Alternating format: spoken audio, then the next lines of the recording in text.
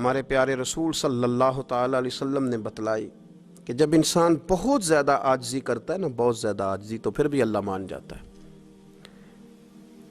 جب وہ اس کے حضور بہت عجز کا اظہار کرتا ہے، بہت زیادہ عجز کا اظہار کرتا ہے، وہ ڈر جاتا ہے اس سے۔ وَلِمَنْ خَافَ مَقَامَ رَبِّهِ جَنَّتَانِ، فرمایا جو میرے سامنے کھڑے ہونے سے ڈرے گا میں اسے 2 جنتیں عطا کروں گا۔ حضرت بابا فرید الدین مسعود گنج شکر بابا صاحب رحمۃ اللہ علیہ فرماتے ہیں کہ ایک نیک نوجوان تھا، دن کو روزہ رکھتا، رات کو نماز پڑھتا، پر اللہ سے ڈرتا پھر بھی بہت ہی زیادہ تھا، بڑا ہی ڈرتا تھا۔ موت کا وقت آیا تو ماں ہی تھی بس اس کی، تو ماں سے کہنے لگا اماں تو میری ماں ہے، میرے ساتھ 3 وعدے تو کر۔ اس نے کہا پتر تو بتا، آخری ہجکی لے رہا ہے اور اس غریبنی ماں سے تو وعدہ لے رہا ہے، بتا کیا وعدہ ہے؟ تو عرض کرنے لگا اماں جب میں مر جاؤں نا تو میرے گلے میں رسی ڈال کے تو مجھے گھمانا گھر کے صحن میں، اور لوگوں کو کہنا جو رب کی نافرمانی کرے اس کا یہی حال ہوتا ہے۔ یہ اعلان کرنا جو اللہ کے نافرمان ہوں ان کا یہی اشر کیا جانا چاہیے۔ اور اماں پھر دوسرا وعدہ کر، میرا رات کو جنازہ اٹھایا جائے، میں نہیں چاہتا کہ کسی کے منہ سے یہ لفظ نکل جائیں کہ وہ دیکھو اللہ کا نافرمان جا رہا ہے، رات کو میرا جنازہ اٹھانا۔ اور اماں تیسرا میرے ساتھ وعدہ کر کہ لوگ مجھے دفن کر کے آ جائیں گے تو میری قبر پہ چلی جائے گی، عمل میرے پاس کوئی نہیں، پر مجھے لگتا ہے ماں کے قدموں کی برکت سے عرش کا مالک بھی رحم فرمائے گا۔ اماں تو وعدہ کر، میرے ساتھ وعدہ کر۔ بابا صاحب رحمۃ اللہ علیہ فرمانے لگے کہ بوڑھی ماں نے وعدہ کر لیا۔ کہا بیٹے ٹھیک ہے، اگر تیری یہی ضد ہے تو میں تیار ہوں۔ پھر اس نے کلمہ شہادت پڑھا، اس نوجوان کی روح پرواز کر گئی۔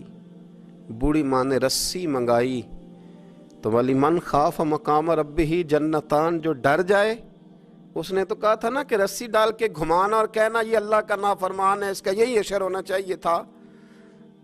لیکن جب ماں گلے میں رسی ڈالنے لگی تو گھر کے ہر کونے سے آواز آنے لگی، خبردار یہ رب کا دوست ہے، اللہ کے دوستوں کے ساتھ اس طرح کا معاملہ نہ کیا جائے، اسے چھوڑ دیا جائے۔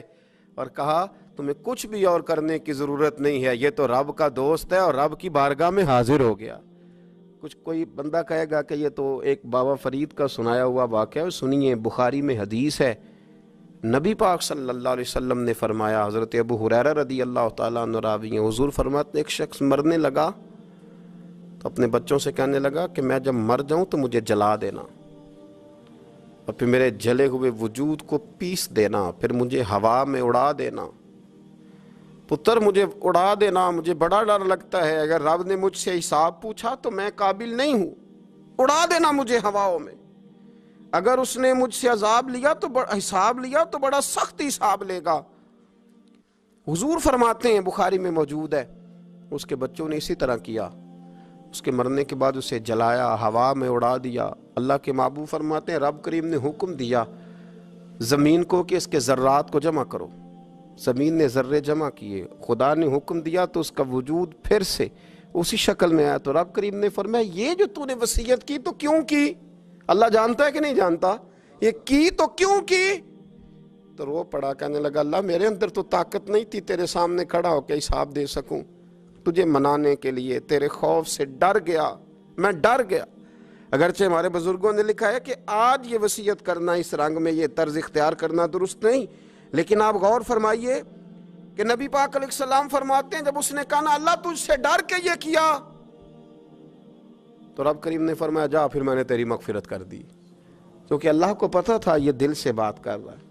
ایک چوتھی بات میرے رسول پاک علیہ السلام نے فرمایا کہ جب رب نہ مانے تو پھر وہ کمزوروں کے صدقے مان جاتا ہے، پھر وہ ضعیفوں کے صدقے مان جاتا ہے۔ فرمایا اللہ تم سے بارشیں روکنا چاہتا ہے پر تمہارے ضعیفوں، کمزوروں، غریبوں کے صدقے، مجبوروں کے صدقے وہ تم پر بارشیں برساتا ہے۔